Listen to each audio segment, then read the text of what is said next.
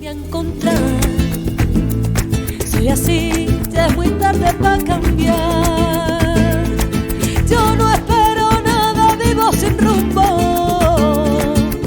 Solo quiero amar cada segundo. Soy aquel. Welcome back, everybody, to the A Little Less Fear podcast. Today, I would love to welcome Andreas Anthony. Andreas' psychic abilities were abruptly turned on in 2021 when his spiritual team made their first contact. Since then, Andreas has been connecting spiritual seekers to their spirit guides and galactic teams through channeled readings every week. When he's not channeling them directly, Andreas works with the spirit realm on the ground in his established energy, healing and tantric facilitation programs to support his clients clear energetic blockages and awaken their galactic gifts. Andreas is a certified yoga teacher through Yoga Australia and certified somatic practitioner through the Somatic Sex Educators Association of Australasia. Welcome to a Little Less Fear podcast. So nice to have you, Andreas. Thank you so much for having me. And you got through the mouthful of that association name. I know, right? That is a mouthful association name. Is there, what does that mean anyway? Australasia. Is there like a specific reason that it's called that? Yeah, Australasia, it's like Australia and the Asia Pacific region. So, Oh, okay, I you've get got it. Australasian. Indonesia, New Zealand. Yeah, yeah. Beautiful. So, hey, welcome to a Little Less Fear podcast. I'm curious about your journey. What brought you to be where you're at today? Oh, well, that's such a long journey. And how can I summarize a 15 plus year Right? I know. spiritual journey?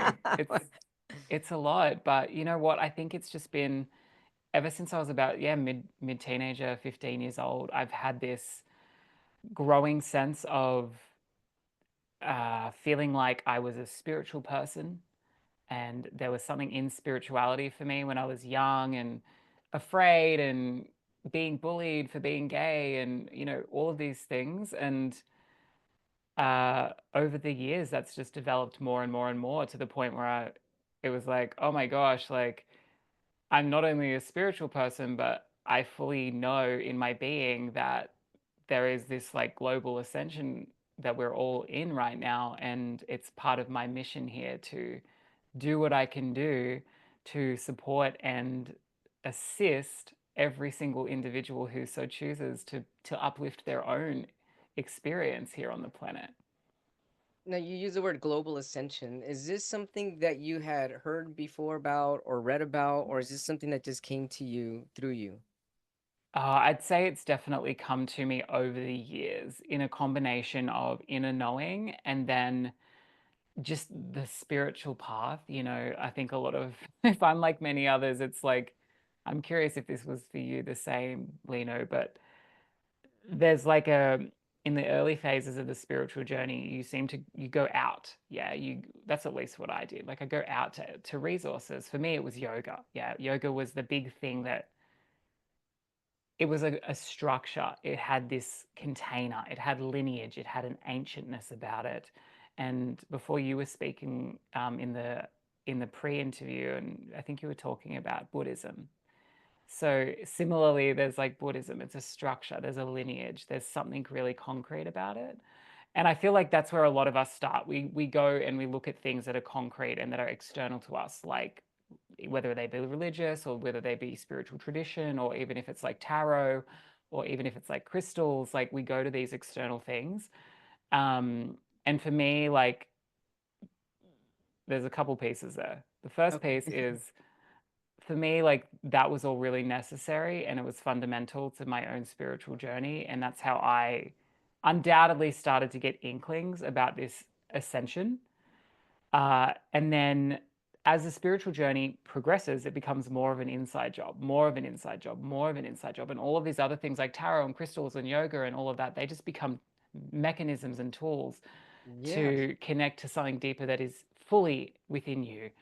And that's how that knowing developed. I don't know how to describe it besides like, I just know that this is what is my mission here and with the ascension. And it's really hard to, I used to really doubt that and used to say, oh, how can this knowing really be here? Like, can I really trust something like this, or am I just like traumatized and delusional? That's an You excellent know? question to ask. Like, how can you really trust that? Yeah. I think you can trust it because it's like it's a compass that moves from inside of you, pointing in the right direction that you're meant to go. Yes. It's your inner compass. And just as somebody says, I knew when I was a kid that I wanted to be a doctor, or I wanted to be, Right. there's a knowing within them of the direction where they feel like they want to take this lifetime.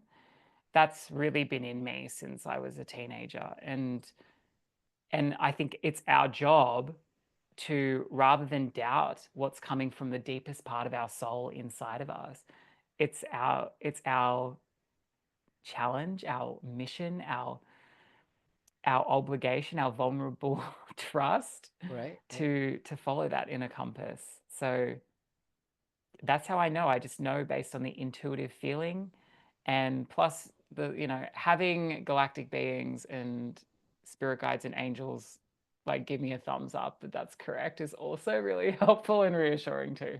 Yeah, of course. Andreas, what's considered a galactic, I guess, galactic guide or galactic being? Ooh, what a juicy question. Um, a galactic guide is, so when I use the word galactics, I mean entities, whether they're in some form of like body or not, that exist outside of the Earth plane. So, classic examples of galactic beings would be like Andromedan, Arcturian, Lyran, Pleiadian. Like these are all of these interstellar races. So that's what I refer to when I say a galactic being, because there's so many types of guides out there. Right. We've got galactic beings, we've got ancestors, we've got angels, we've got spirit guides, we've got your higher self, we've got earth fairies and earth sprites, we've got inner earth beings. Like there is so much out there that that's just what I've connected to. Who knows what else Sure. there is? Right. So it's kind of nice to know that we've got such a huge conglomeration of support out there interdimensionally for us. As you're saying this, it really is. And as you're saying that, my mind's just like going like this, like I'm expanding, like just seeing it all as you're saying this. I Mm. I would just as you're saying this, and I heard intergalactic, interstellar, or beings, and then I thought of the word beings as you were saying this, and I thought, well, so a being can even be light energy, correct? It's because so then a human being, a being is just the act of, or the process of, or the illumination of, or the energetic vibration of a type of existence. Mm. I'm Yeah. just feeling, is that what that is? I've never really thought of it that way, because it's always like, well, you're a human being, or you're either being or you're not. So it's like, wait, hang on, Yeah. let's talk about this a little bit more, because there's different types of beings. So the being is really the type of energy that it takes form in. So it's like being is the word energy is what I'm feeling. And if you're human, you're Yes. being the energy of a human. If you're an interstellar being, you are being the energy of interstellar energy, I guess. Does that make sense? Yeah, I absolutely love that. And you know what? I've never thought of it in that way either with the word being. So I completely resonate with that. And I think you're onto something there, that you're right. The word being is a word for energy, for light, for for lightness. And whether that being has decided to show up in some form of incarnated vessel, i.e., a body, Right. Yeah. or not. Sure. And of course, as we get into those high vibrational paradigms, like yeah, like there's no need to be in a physical form, but there's also so much delight and joy that our soul wants to take by being in a physical form. And Yes. the other piece that I feel inspired to talk to with what you were sharing around that is that like the deeper we go into it, the more collective this being becomes, because here as an individual soul fragment, as a human being, we're Right. experiencing what it's like to be in the illusion of being separated from source. Right. So we feel like a sense of just inherent individualism. And we, as a spiritual, on the spiritual path, you're sort of overcoming that sense of separateness. Yeah, we're learning how to tap into our sense of collectiveness, as in we are a part of a soul that is bigger than just a human body. But not only that, we're part of some form of like cosmic consciousness, or what does that even mean? So we're experiencing that. But as we continue to go closer and closer to our origin point, you could say, then that experience of being expands. So we experience ourselves as far more than just in a body. We experience ourselves as consciousness, which is limitless. And then we experience ourselves as source in the end. So Right. it's like unfathomably like large, that word being. I know, right? That's really incredible being. It is. I love it actually.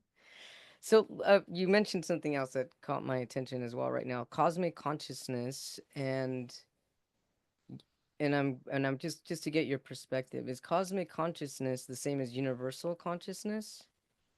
I think so, yeah. Okay. I tend to use all of those words interchangeably. Okay. It's also even used as like Christ consciousness is Yes, another it word. has. Right. Yes, I've heard. Yeah. And so for people, let's say someone's listening to this for the first time and they have no idea cosmic consciousness, universal consciousness, Christ consciousness. How could you explain this? Like, what is this universal Yeah. Christ consciousness? I feel like I've experienced a few moments of this in my lifetime, and they've always been fleeting. It's been like a glimpse of that consciousness. One was when I was about in my early 20s, and I was meditating, and I'd been meditating for a long time. I had a pretty robust daily yoga practice in my early 20s and late teen years. Um, and that was when I first experienced feeling a chakra. And so, if you're not familiar with the chakra, it's like an energy point in your body. And I could feel the chakra. It wasn't just like I'm thinking about it, I'm visualizing it, I'm pretending it was real. I could feel it tangibly in my body. But then from that experience, and for the fun fact, it was my solar plexus chakra, Okay. the yellow one. And as I sat in that, my consciousness expanded where I just became everything, which is hard to put into words. Words really can't explain it that well because we haven't languaged this. It's almost beyond language. Um, but I became everything in that my consciousness became the chair I was sitting on. My consciousness became the room that I was inside of, and the house that I was in, and the space in my backyard, and my neighbors, but all of it at the same time. It wasn't like, oh, now I'm focusing on the chair and I've forgotten everything else. It was like somehow my consciousness was and could hold and sustain the knowingness of me, my chair, my room, my house, everything, all at the same time. And there was such a sense of peace in that. There was such a sense of ease. Like nothing was coming or going. And the other experience I had of this was only a few months ago, actually. And I was driving, of all things, to be doing whilst experiencing some cosmic consciousness. And I was driving along. It was nighttime. It was probably like 9 p.m. at this point, and I was on the highway on my own in the car. And I was just washed with this gratitude and this sense of like, again, expansion of who I am. It was, in that first example, I became objects, but in this second or third one I experienced that I had, it was like my essence as a being was expanded to be me and to be everyone on the planet, and to be everyone off planet, and to be everyone that was here and will be here. And I was crying nonstop, like the ugliest cries you could ever possibly see, like probably like drool like moving out of my mouth. And just I was in awe. I was in just solid awe. You were crying because of the beauty that you felt of the connection with one. at the same time, and it was and you're filled with emotion because of it. Yeah, it's hard for your vessel, it's hard for your body to contain because you become so big that your body basically obliterates. And it's like, well, the body isn't even necessary. The body just feels like a, I don't even know, like an illusion, I guess is the word we Sure. use. But yeah, it was overwhelming emotionally. And I remember because I was probably in that state for it was a while, it was probably like 15 minutes. It was like a decent How are time. you driving? I know, like that. Thankfully, I was on the highway at nighttime alone, so it was, Okay. and I live quite rurally in Australia, so there wasn't a lot of cars on the road. But yeah, it was so emotionally overwhelming because I remember sitting there, in the final moments of that experience, going, how can I contain this? Because you can't function. You can't function as a human. You can't drive and do all these things and think about logically things and sit here and do a podcast and do emails. You can't do that when you're in that Right. consciousness. You're just sitting there like being, and Yeah. that is enough. There's nothing else required to fill you, to sustain you, and maybe, this is just a guess, maybe that's why we do separate our consciousness from that a little bit when we come into these physical bodies to play out this Because it's game too that we're much all for the body playing. to sustain. Yeah, it's too much light. And I mean, that is part of the ascension process. Like, that's a whole Mhm. rabbit hole that we could go down, is the way that our body, through this process, is Mhm. learning to hold more light. Our body is learning to hold more light. I love this. And Mm. I'm writing it down. Okay. And why actually I have a couple questions before we talk about the ascension process. Um, you mentioned earlier that when you were meditating prior to you telling me about when you had this experience driving and you started to first feel this feeling in your solar plexus, what was that feeling that you were feeling? Was it like butterflies? Was it like a pressure? What type of feelings? How did you become aware of your solar plexus? I can feel it now. Because I was like, let me just turn it on a little bit so that I Okay. can tune into it. It feels like joy. It feels like energy. It feels like radiance. Um, I think the easiest way to tap into this in like most people could do this. Hmm. Um, and maybe not everyone, so I don't want to like create a weird pressure for people to be like, I can't feel anything. Sure, sure. But I think gratitude is a really great way of tapping into the feeling that predominantly exists in the heart chakra. Uh-huh. But when we tap into gratitude, at least in my body, I feel a sense of like upliftment, Lighter, maybe just like a little lighter. lighter, and it makes you smile and it makes you want to like broadcast that to the other people around you because it love moves and it's hard to describe because it's not necessarily an emotion. It's not like a I feel happy now. It's the closest emotion I could bring to it is joy. Um, but it's more of an energetic sensation. And it makes sense because what we're feeling is our energetic body, our energy. So I could just describe it as joy, and it moves like a almost like a little cloud of joy that just expands inside of your body. Yeah. I And love that. in spirituality, we usually use the word love. That's how we usually describe it. Oh, and I absolutely know what that feels like. I love it. Thanks for Yeah. sharing. But Yeah. I am curious about the ascension process. But before we get into that, I have a question about your daily meditative practice. What type of practice do you have? How do you keep yourself charged? And how do you keep your Mm. chakras in alignment? How do you keep your energy up and your light shining bright? Yeah. So first thing off the bat, don't think that I'm just going around with 100% energy all day. Like I'm a Right. human being too. I Sure. have my Right. ups Yeah. and downs. Oh, yeah. I'm taking my supplements and things and going to the gym and all of that. Sure. But my meditation practice at the moment, um, So I've got a few different ones that I do, but the one that I'm using at the moment is from one of my teachers. Her name is Isha Patel, and she is also Australian. She's predominantly based in Western Australia. Um, you could totally get her on this podcast, I reckon. She's incredible. Awesome. Uh, but she developed a meditation called the 16. Is it 16? No, it's not. It's four. It's the four foundations meditation practice. But Okay. in essence, the practice is you tap into your heart, you drop down into the earth to connect your heart to the earth. You could then go up into the sky to open the spirit. So that's basically like I'm opening up my body, I'm connecting into the nourishment that the earth has for us to gain from, like to receive.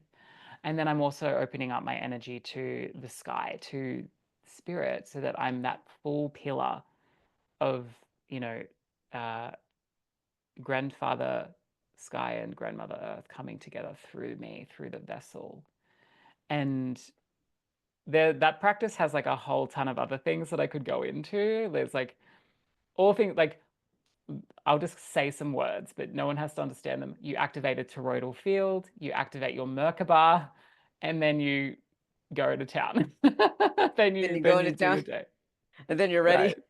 Yeah. So like I don't want to be like all of these spiritual words, but that's quite a robust practice. But honestly, that one is my go-to. And the other one, because I've got a lot. And I'm one of those people that I kind of do like I do like two or three things regularly, but I don't just do one thing all the time. I do like to kind of keep it fresh, keep my inspiration going. The other one is I actually have this one on Insight Timer. I don't know if you have you heard of that app? No, inside timer? Yeah, it's just like No. a Let's free see. meditation app that is used globally, and it's got practitioners from all over the world. I'm on there. I've Oh, got a few freebie meditations on there. And I love this one so much that I made one so that I could put it out there for people to listen to. I love it. It's called the Smiling Mind Meditation. Oh, I think whoa, I there's love literally that. an app. I think there's an app designed after this meditation as well called Smiling Mind. But anyway, in this meditation, all you do is you drop in, you breathe, you just ground out a little bit, relax down a little bit, and once you're kind of in the zone, you're not just like frantically like coming from your office like ah! You do have to take that moment to just decompress. But once you've done that, then you imagine that you're smiling with your physical mouth, and then you smile from your heart, and then you smile from your sacral chakra, or your pelvis.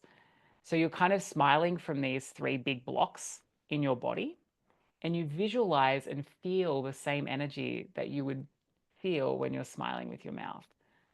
Wow, I love It, this. that one's really simple. It's super straightforward. There's no Merkabas, there's no toroidal fields. You don't have to be like sort of in the in the know. Um, but that's a really great one that I really love. And you can do it really quickly. You can do it like sneakily in the office or wherever you are. Wow, that's really beautiful. As you're saying that, I mean, I was smiling. I can feel it on my face smiling pretty big, and it's just like your whole body's smiling after that. You know, you're allowing your cells to dance with your chakras and really come into harmony and synchronicity with all that you are at the moment. Yeah, Okay. exactly. Your cells, it's like your cells want to smile. Yeah, that's really beautiful. Yeah, Well, I'd it's the love to vibe. check that out. So the Insight Timer app, Smiling Mind Meditation. Yeah, absolutely. I'll flick it to you as well so that you can check it out personally. Thank you. So let's talk about the ascension process. First, what is it? What does ascension mean? Oof, that's such a big one, Oh hey. my goodness. I think that single person you speak to will say something different, and you might have your own interpretation as well, but for Well, how about me, this? How yeah, about this? I'll tell you what I think it means. I mean, what yes. I feel it means. I haven't really studied too much on it and getting too many people's perspectives, and neither have I really asked many people that I've interviewed what that means. But for me, what it means is coming into what you said earlier, which is our body learning to hold more light.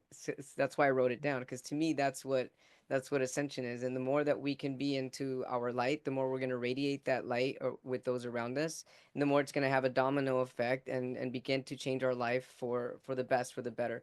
for our greater good and the greater good of everybody around us. And people that do not come close to that contact of ascension, they stay in a lower vibrational dimension, and that, which isn't anything bad. It could just be either karmically their tie, or it could just be not their time.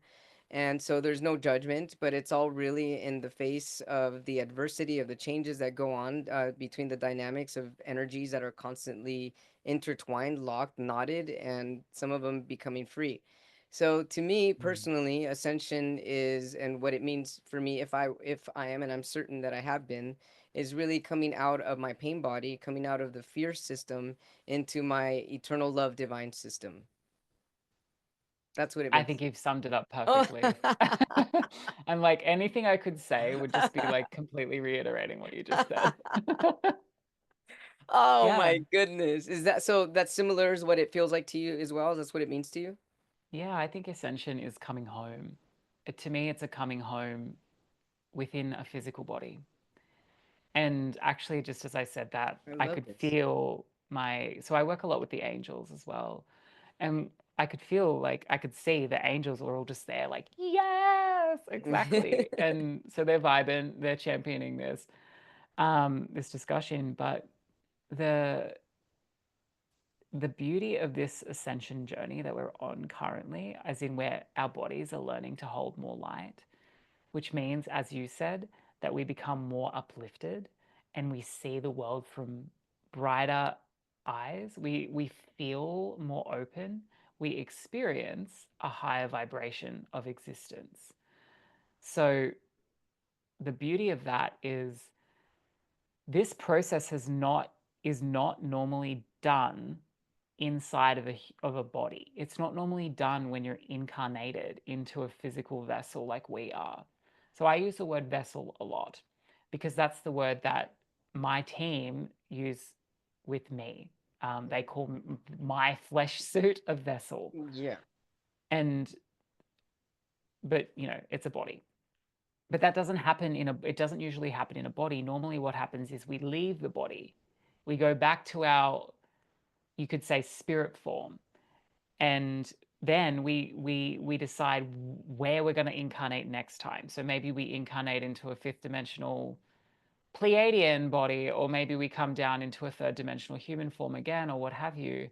So this is a really special time to be actually in the physical ascension whilst we're staying in the form. We're not leaving the form. Like, we're not zipping out and coming back, and for the most part we're staying in the physical form. So what that means is we have a real time experience, and it's been taking place for a while and it's still got some time to go, but we're in that period right now where our bodies are calibrating more light because there's so much light coming from the sun, like big time. And it's like our bodies are like sponges. Our cells are like absorbing this light, they're breathing it in.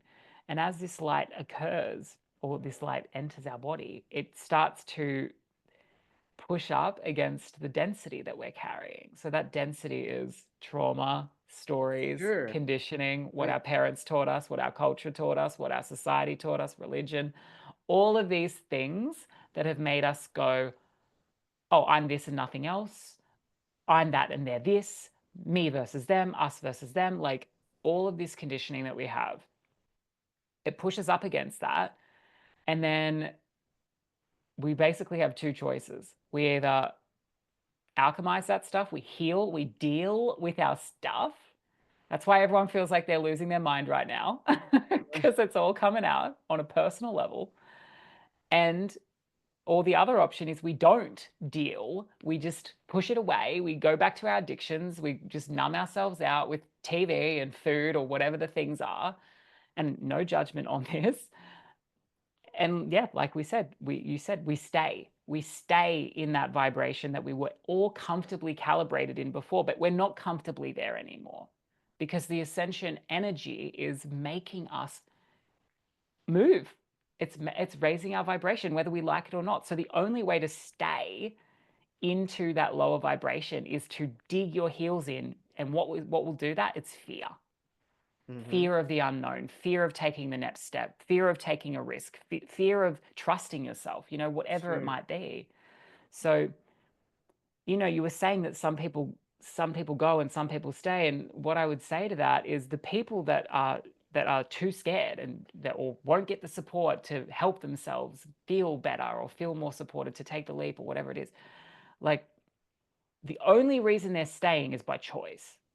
The only reason they're staying is because they've made a choice on some level to go, I can't put more light in. I can't deal with this. I'm too scared to bring more sovereignty into my life and to accept more Sure. lightness Sure. because the leap is too far for them. Yeah. So what they do is they stay and suffer because you can't you can't stay and just be chill anymore. You either move with the energies that are presenting, or you dig your heels in and pout your lip and you suffer. And even just me saying that, I'm like, oh, that's so dramatic and so icky to be like, oh, come with us, otherwise you suffer. There's like these weird religious undertones. Yeah. But the truth of the matter is that you choose. Every individual soul chooses along this ascension pathway. And the easiest choice, the easiest choice is to just follow the energy because it's already lifting you up. It's already pushing you in the direction of the healing you might need to do. But you have to go, okay, I will try. I will follow it. I won't dig my heels in. I will trust this. Yeah, definitely. As you're saying that, there's another thing I was thinking right now. So, and what caught my attention was when you said that light is pushing up against our density. It could this also be the reason why that some people experience like physical sensations, even pain and sickness, illness when they're going through the ascension process? Yeah, it's that the and this is my take, but the angels are with me and they're nodding. So if I'm wrong, I get this like meh, like I usually get like a psychic block and they're just like, no, stop talking. Yeah. But they're vibing. Um, yeah, it's so ascension symptoms are interesting because they're not as much as a thing as they were, which is nice because we're calibrate. We're like, 5 years ago, everyone was talking about ascension symptoms and stuff. Mm-hmm. And they're still a thing, but they're not as bad because we're calibrated a lot higher than we were 5 years ago. But what happens is the light is like squeezing whatever is already there. So let's say that you've got, I don't know, you've got a pain in your shoulder and it won't go away. And that pain is associated with some sense of self thing, like, or memory, or like, I don't know, maybe you're holding on to something like anger Sure. or who knows, right? Like I'm just pulling that out of Yeah, nowhere, yeah, hypothetically, sure. hypothetically. But what it does is as that light gets more and more and more, it just pushes on that. It pushes on that, and the symptoms get worse until you start to look at whatever it is psychologically, emotionally, energetically that is that has created that disease in the body. So, um, a lot of the things in when you were sharing your story with me, is it okay if I speak to this a little bit? Yes, of course. Okay, great. When you were sharing your story with me, what I was noticing, and your story about like all the medical stuff that you've come through, and your Yeah. identity and your authenticity, and all of these beautiful pillars, it's like as you uplifted your frequency, as you did the inner healing, as you opened your spirituality, as you owned your authenticity, that was a big one, Yeah. it's like your body naturally started to heal. And not only that, your energy opens up or opened up. So you could say your vibration increased. Yes. And therefore, you started to attract things that matched that vibration, such as the right medications coming in, or Right. the right doctors, or the right pieces. Where it was like before, you couldn't get the right answers because your energetics were not matched to the right answers. And then We weren't once on you the got same over channel. that, yes, and then you're on the same channel. And it's like, and this is what we call miracles, is an Yes. energetic calibration. It's just an energetic vibrational I match, love that. really. Miracles are an energetic calibration. I love this. Yeah. And so, did you experience any ascension symptoms? Yeah. I'm laughing because I still do. I still do. Uh-huh. Um, and let me see.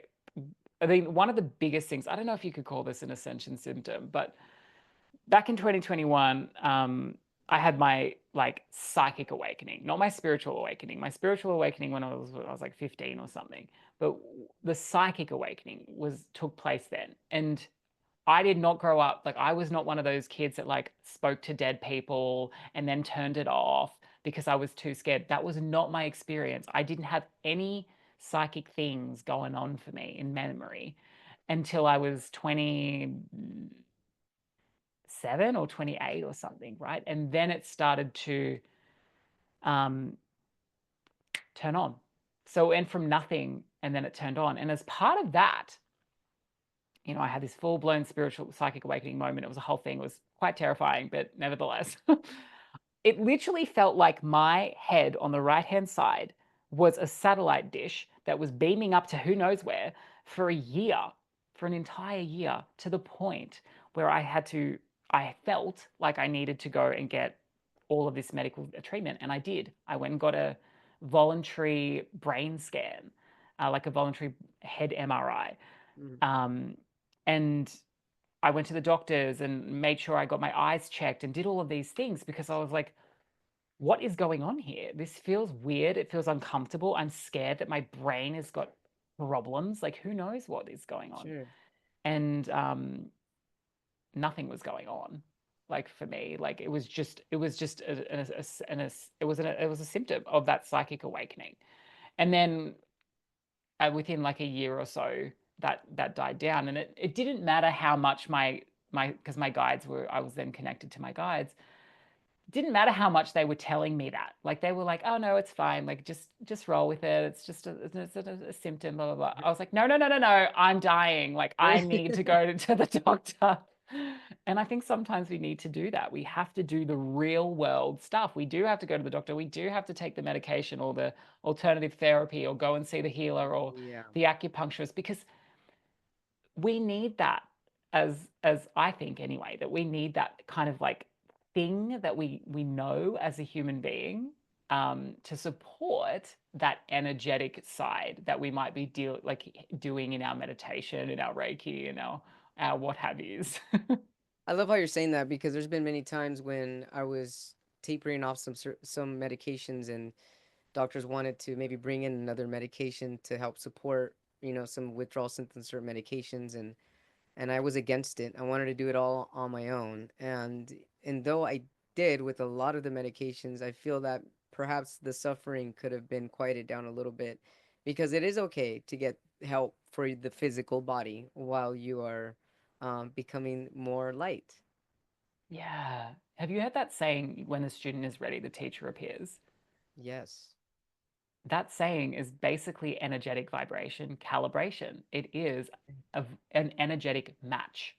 So when the student is energetically at a place where they can receive the lessons and be open to the lessons that they think they want, then the teacher appears. And maybe that teacher is medication, or maybe that teacher is the new doctor, or maybe that teacher is the new therapy that your friend's sister told you about. Like Right. that's how the world operates. The universe operates in action. It doesn't just Hmm. operate in this kind of like vacuum, this meditation vacuum. That all that energy work that we do and that meditation stuff, that is like calibrating us to a more uplifted frequency so that we can then play in the physical conversations, things, diets, movements, therapies that we need to do, because that's like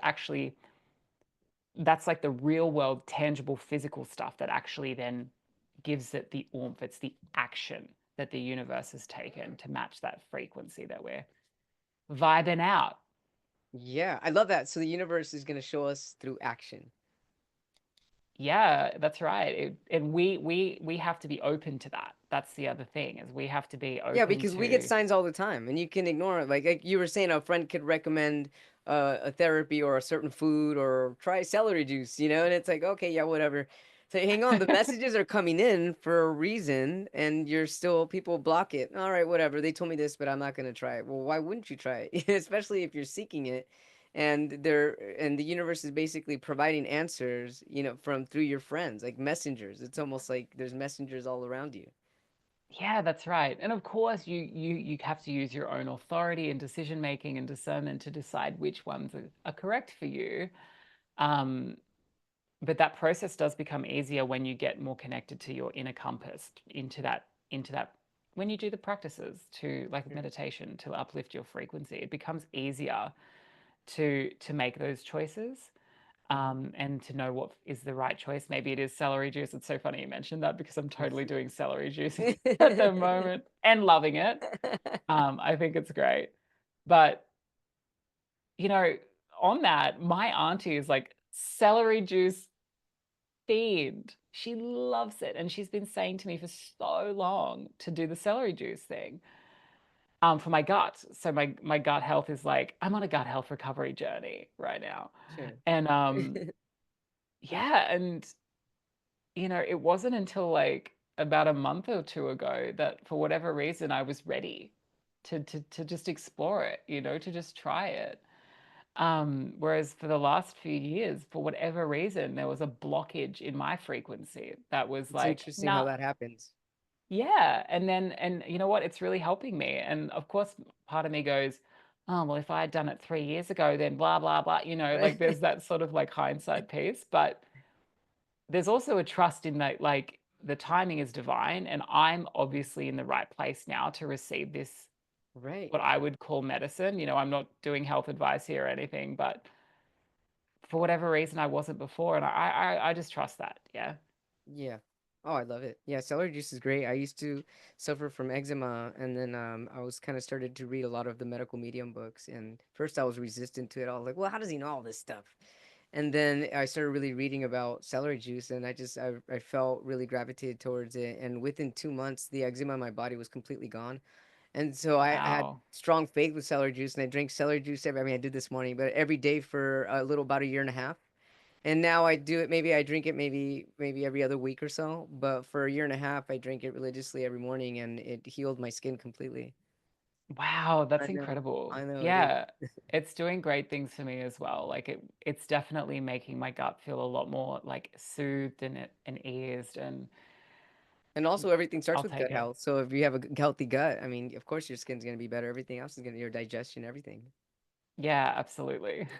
including your Is this gonna emotions. is the this is gonna be the celery juice podcast I know, now? right? Next time we'll go live with our celery juice. We'll be like, here it is. Yes. It's got to be pure. Make sure it's fresh from the closest farm next to you. All kinds of stuff.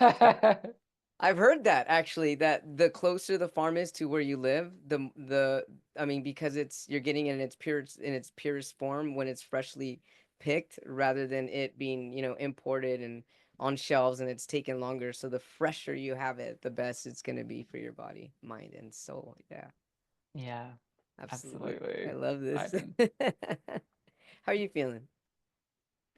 I'm feeling pretty great. I'm feeling pretty blissed out, to be honest. This feels like quite like I'm just sitting here vibing because these conversations uplift me, and I Yeah. think that it speaks to like that's a resonance piece as well, like an interhuman uh, resonance where we can feel that uh, there's that reciprocity in the way that our energy comes across. And I think everyone on the spiritual path, you kind of like, you start to feel that more and more, like when somebody is in an energetic alignment to you, or when you're like, oh, this person's calibrating at some interesting place, and I'm not going to judge them for that, and I'm not going to like hate on them for that, but I'm just going to use my discernment when I'm around this individual because Mm. I can feel that there's some sort of disharmony going on with them. Yes. Um, and I think that that naturally happens with just spiritual journeys. So it's always so good to be with somebody that is like a total vibe. I know, I absolutely agree with you 100%. But I have a question about this, just to pick your brain, because sometimes I get confused with this. So if people are mirroring our energy, and we come across someone that's in disharmony with us, are they not actually in a way still in harmonic resonance with a part or a fragment of our energy? Yeah, that's an awesome question. Yeah, I think you're right. I think you're right. And because I mean, how far down the rabbit hole do you go? But at the absolute core of truth, we are all the frequencies. Yeah, we like in terms of our soul is all the frequencies, the Yeah. highest highs and the lowest Lowest lows. lows. Yeah. Yes, it's not that like we are better than the lower frequencies. It's not that we are above those that are calibrating at a lower frequency. And when I say calibrating, I mean their default resonance frequency Hmm. is lower. Yeah. So, yes, there's always going to be an aspect of us that is getting matched with that person. But there's also a little bit of a difference because if you go to somebody, let's say, let's use the example of an old friend, an Uh-huh. old friend that you used to feel quite close to, and you used to really like enjoy their company and what have you. And you've gone on this big spiritual journey and they have not. And that's no judgment. You don't have to be on a spiritual journey to raise your frequency. In fact, most people on this planet are not on a spiritual journey and they are still raising their frequency, maybe at a slower pace. Um, but then you might come across them again and you don't feel the same anymore. And even if you spend a lot of time with them, it just doesn't feel the same anymore because your frequency has changed and their frequency maybe hasn't, or it hasn't kind of risen with the same part of you. So there's kind of two scenarios. Scenario one is you go, oh, I'm no longer feeling like a match to this person. I feel like Hmm. I probably just want to like separate this friendship or go our separate ways, so to speak. That is like I'm trying to think of like an example to paint the picture here, but it's like you're coming into, if you're watching the YouTube, you're coming in and they're like repelling. The magnetism isn't there. It's a Yeah, repulsion right. magnetism Right. because the frequencies don't really align. So there's this sense of unease in probably both of you where you're Sure. like, ugh. And it's at the point where it's like, I probably don't want to invest energy in like matching this person's vibration, and they probably don't want to invest energy in matching Oh, mine. right. Right. So you separate, right? And then you're no longer you're old friends, and you see each other once every, I don't know, 7 years, online grab a coffee or whatever. But that otherwise, they're not this big part of your life or what have you. The other option is that you become triggered by them. Sure. And you go, oh my God, this person's such a mean blah, and this person's doing this, and they're not doing that, and they said this. That is when there's something in your own resonance field that Hmm. still needs to be looked at and still needs to be loved and still needs to be given attention. Because the Yeah. trigger thing is that's where you're carrying some form of like, there's something in your energy. And it's not that it's bad. It's not like, oh my God, now I've got to become this doctor and like isolate every part of me that's not high vibe. It's not that. It's just that it's an invitation for some self-reflection. It really is. And I was thinking that Yeah. and feeling that while you were saying that, that if somebody is triggering you or reaching a spot that hasn't been exposed in a while and you're getting angry and it's becoming pronounced, that's because something within you needs attention, and that's the opportunity for you to expand. Yeah. Like it could literally be like with the example of an old friend, it could be this person isn't loving me the way that they used to love me. Maybe that's the trigger deep down Yeah. behind like, Yeah. oh my God, they said this and they're blah Yeah. blah and these are the stories, It's like, oh, maybe your inner child just like feels unloved. It needs to be held by you. Right. Oh, that's beautiful. I love this. So Yeah. I have one more question. Going back to when you first had you said you were about 27, 28 when you had your psychic activation, or you became aware that your psychic abilities were now coming into awareness. What was your experience that made you realize that there was more? I mean, we're all psychic, right? We're all intuitive. But what was the intuitive quality that brought you into a more clear awareness that this was going to be part of your journey? Oh, it was very clear. uh yeah, so I'll try and make this really quick, like, Sure. because this could be a long story, but essentially, on that night of my psychic awakening, I was living with my ex-partner at the time, and him and I were having dinner, and we were literally going to watch RuPaul's Drag Race. Like, that was very standard, a very standard gay evening watching RuPaul's Drag Race. And I said to him that I needed to meditate, and he was like, okay, that's weird. Sure. You do you, boo. Like, I know you do this sort of stuff. So I was just meditating on the couch next to him, and then my head started going like side to side and shaking, and that was the very first time that I've channeled. And that was a channel where I wasn't in control on that channel. I couldn't stop it. I couldn't control my behavior. I couldn't control my body. I could control nothing. I just became this empty vessel. And that's when what I now know is my guides, my guide team, they came through me, and it was all soul aligned, and there was all consent from the soul level. And they spoke through me, and they actually spoke to him first. They spoke to my partner at the time, and they said, in this like deep, very manly, like booming voice, it was like almost like not my voice. I was like, wow. They said, this is about to happen. It's going to be this like psychic spiritual activation. This is ordained. This has been coming for years and years, and it's all happening now. And like they enrolled us both into the situation. And then that basically cued like a 4-hour event of me going through all kinds of things, but essentially it was opening my channel, calibrating my body. There was a ton of like body energy activation so that my body could hold and sustain whatever it was that was coming through psychically. So yeah, that's how I know. Because it was like And out of this world. when all that happened, do you have recollection or memory of it? I do. I have memory of most of it. So there's definitely chunks that I don't remember.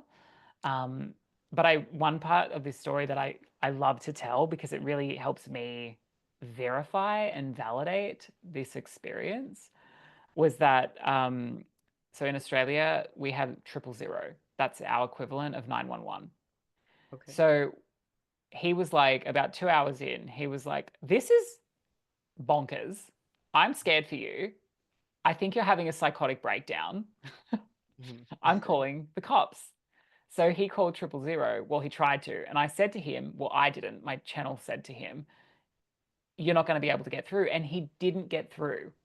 And I don't know about if it's the same in the US, but here in Australia, if you dial emergency services, it is like the number that will always get through. Even Yeah, if it you're in the always gets middle of the through. Australian outback desert, it always gets through.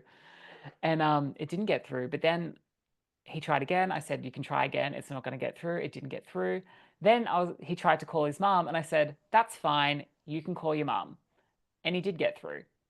So his phone was clearly working. He clearly was in cell reception service area. It's just for whatever reason, he couldn't call the authorities. And they said that they were blocking the call. They were blocking the call because the process had to complete. We didn't need cops coming in and like making it a whole damn thing. So they literally blocked the call. And to this day, that is the thing that he is like, I just can't rationalize that. Like that's the thing that makes him go, holy crap. And for me, that's like one of the core memories of that evening because I go, wow, like that was something that I really can't explain. Did he record any of it? He did record a couple of pieces, and there was 2 pieces he recorded. I've got one of them, and the other one I can't find, and I've tried. One of the things he recorded was me talking about dimensions, and I was talking about like going. Well, I wasn't. The channel was again. It was the channel because it wasn't like the channels I do on YouTube where I'm actually fully conscious of what I'm saying. Yeah. It was like, where am I? And they were talking about the dimensional upgrade that we're going through all the way through to the 12th dimension. Oh, wow. So it wasn't like the 5th dimension is like pit stop, that's it. It was just like as a collective, we're moving to the 5th dimension. That's like what we're doing as a collective right now. But as an individual, endless, as a soul, endless, it's not like 5 and done. So they were talking about that. And then the other really interesting thing that he got on film, but I've never posted this because it's very personal and it's, it's like it's full Sure. on. Maybe one day I'll feel like it's the right time. But I'm laying on the bed and it's like what I say is 12-strand DNA activation, 12-strand DNA activation, 12-strand DNA activation. So I keep saying that. And then my body just starts fitting. Like I go into some sort of fit. And I'm making sound, light language sound. So a key component of that physical activation for my body was sound. Sound was like, because sound is vibration, sound is frequency. When we make sound, that frequency like hits our body. Yeah. So that's why when you go into like some sort of like I don't know, cathedral and then the choir's singing and it's like, wow, this Oh is yeah, like gorgeous. Yeah, magical. it is. Yeah, so I was basically making this noise, but I was fitting. I wasn't in like a full blown fit, but that's what it was reminiscent of. And it was like, like it literally was just like the sound was Yeah. in just, I can't even describe it. But nevertheless, he got that on camera as well. And I don't know if my 12th strand DNA activation is truly activated or what. I don't think you can test that in the medical field, but that's what happened. And so ever since then, like, is it easy for you to channel? Like, can you just get into that channeled state really easily? Yeah, I wouldn't say it's flicking a switch. I do have to do a little bit of a drop in, Mm. and I the way I do it is I like tune into my heart first, like move into that frequency of my heart and like let that move around me so that I feel safe. And then I kind of move psychically into, you could say, in the third eye, in my imagination, I move into like a waiting room. And that waiting room is my safe space. It's where I hang out with my angels and whoever is in there at the time. And then I'll call in whoever it is that I want to connect to. So the thing about my channeling though is that I don't really channel anything that's not myself, which sounds weird because in the end we're all one. We're all one. But I channel my higher self team, which are called the Galactic Council of Nine, which they tell me that name is just a name I chose. Then the name is completely irrelevant. What I'm channeling is my higher self team. I channel a Atlantean being, which was actually me in Atlantis. And then I also channel the angels. They're the big three that I predominantly channel. Um, when I connect to other beings, like galactics, like the Arcturians, like the Andromedans, like other people's spirit guides, I don't really channel them. I used to. I used to channel them, but it's more sovereign, so to speak, to actually be in a conversation with them psychically as opposed to letting them come through and use my voice. Yeah, I can feel that. So yeah, it's like, it's a stark contrast to that first channel where I was completely gone and I had no control of what was happening to me. That didn't feel very sovereign. It had to take place for my activation, but I didn't feel in control. And that's why it was scary for me. I didn't know what was Sure. happening. Oh yeah. So, as I've developed along the journey, I used to like let everyone just come through my vessel. Whereas now it's like, no, no, no. I'm important too as Yeah. Andreas, Oh and we yeah. can be in this psychic channel connection together. And then, of course, I do let my own higher self and you know, my own energy come through me through channel. And so then you have clients and you help people discover who their spirit guides are? Yeah, yeah, that's one thing. Yeah. So basically that, like I connect into their team and I will bring forth any messages that their team want them to know. So I just did one yesterday for a client, and there was a lot about their business that they wanted to just give like ways that this client could support energetically their business. Um, and yeah, a lot of people do want to actually like meet their spiritual team as well. So I never, I don't come in and say, this is who they are and this is exactly what they look like and this is their name, because that is not my I don't think it's any psychic's job, or what's the word that I'm looking for here? I don't want to take that away from the individual to Yeah. discover their team and get into the connection with the team for themselves, because that's so Right. important. It is. So you could think of me as like a guide. I'm a Sure. guide that takes you to the door and I facilitate the experience, but I don't tell you who your guides are, because that is so personal to you. That is personal. Yeah. Andreas, this has been amazing. Thank you so much for connecting with me here on A Little Less Fear podcast. I have a little poem to read. I wrote it. So I've been writing poetry, or we could say channeling poetry, I guess, since I was like 5 years old. It's really incredible. Yay. And I'm so so I just, excited. I mean, I lovingly felt into your energy before, and so right before we went on live, I wrote this, and here it goes. And in the midst of vocalizing the songs of angels, I sing out the hymns of energies coinciding like a bursting star sprinkling golden dust, invisible to your eyes but felt throughout energetic auras, engulfing the stream of universal consciousness to unite us as one. And that's it. Oh, I love I'm just feeling that. That is so beautiful. Thank you so, so much for writing that. I just, Well, thank you for receiving it. I really appreciate your yeah. energy and your incredible light. Where can our viewers, our watchers, and our listeners find you and get a hold of you? Yeah. So if you find this on YouTube, I'm also on YouTube. Awake in the Game is my handle. Or if you Google Andreas Embodiment, that's like all of my stuff will come up. So Andreas Embodiment, you'll see all the socials. I'm on TikTok, I'm on Instagram, I'm on everything, you know. But if you are on YouTube, my YouTube handle is Awake in the Game. Awaken the Game. Andreas Anthony, everybody on A Little Less Fear podcast. So awesome to connect with you and looking forward to staying in touch. Absolutely. Thank you so much for having me. Yeah, It's thank been you so such a much. Wishing you pleasure. love and light.